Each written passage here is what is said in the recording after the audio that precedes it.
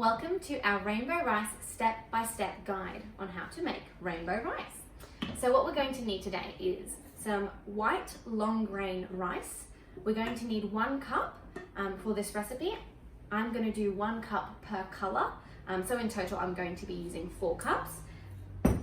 You'll need a container to be able to put your rice into and your food coloring and all that and mix it up. I've chosen to just use an old butter container. That way I can wipe it out between to get the color residue off, and then when I'm finished I can just go ahead and recycle that. We're going to need our food coloring. So I've got 4 colors here that I've decided to make my rainbow rice out of: yellow, red, blue and green.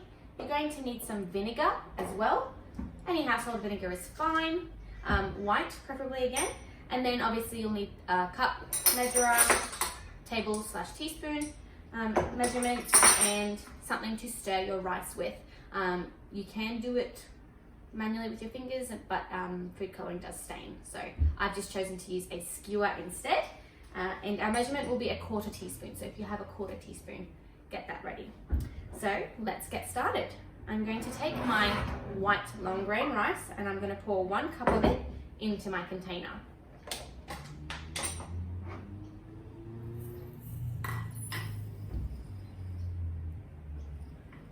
Perfect.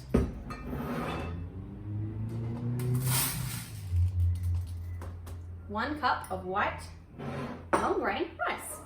Now next I'm going to put my food coloring in, choosing green, and I'll need my vinegar as well at the same time. We need to get it all ready and close by so that we can mix it straight away before the food coloring sets in one particular area. Otherwise you might just get a clump of green rice rather than all of it being green. We'll need to do it quite quickly, so have your lid ready so that as soon as we're done we can shake it all through.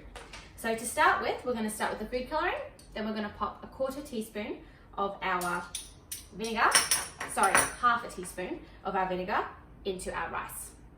So let's get that ready. Got my green food coloring here, opening it nice and carefully so I don't end up with green fingers. Perfect, and I'm going to drizzle a decent amount over my rice in a swirl so that it tries to get the whole area. If there's not enough food coloring in there once we've shaken it, we can always add more later.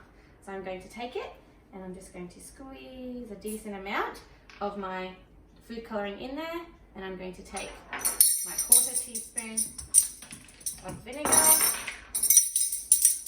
with my loud teaspoon measurements. Perfect. I'm going to drizzle that over the top. Then I'm going to close it after a quick stir. Quick, just to try and get it started. Perfect. And then I close it up and shake it. Now it needs a good shake, but do it carefully so you don't get rice all over the house. You ready? Quick.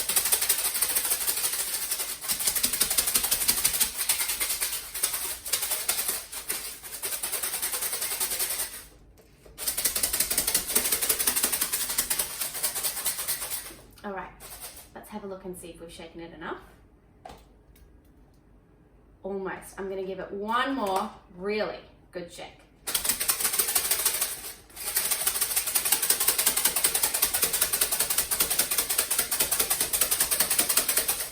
Perfect. Let's have a look.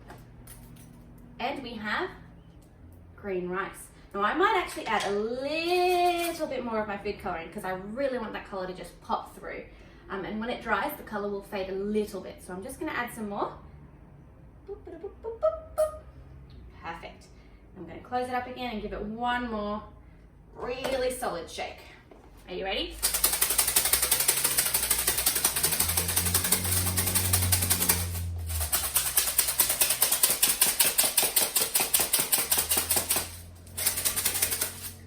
Let's have a look.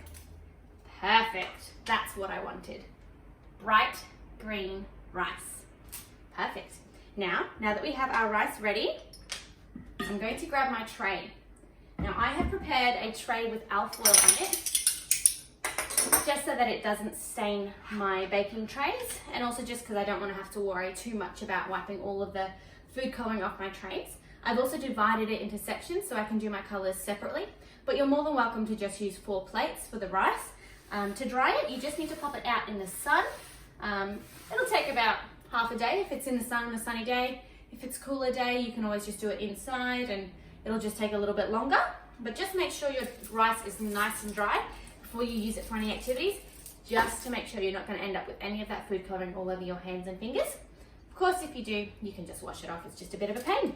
So I've made some yellow rice already. I'm going to pop my green rice in this section of my tray, just next to it. So we're going to pop it in, and then we just need to spread it out so that it's as even as possible, just so it dries a bit quicker. And it also reduces the likelihood that it's going to clump together. Now, once it has dried, if it is a bit clumped, you can just take a fork through it and just kind of loosen it all up, and it will loosen right up for us to use in our activities.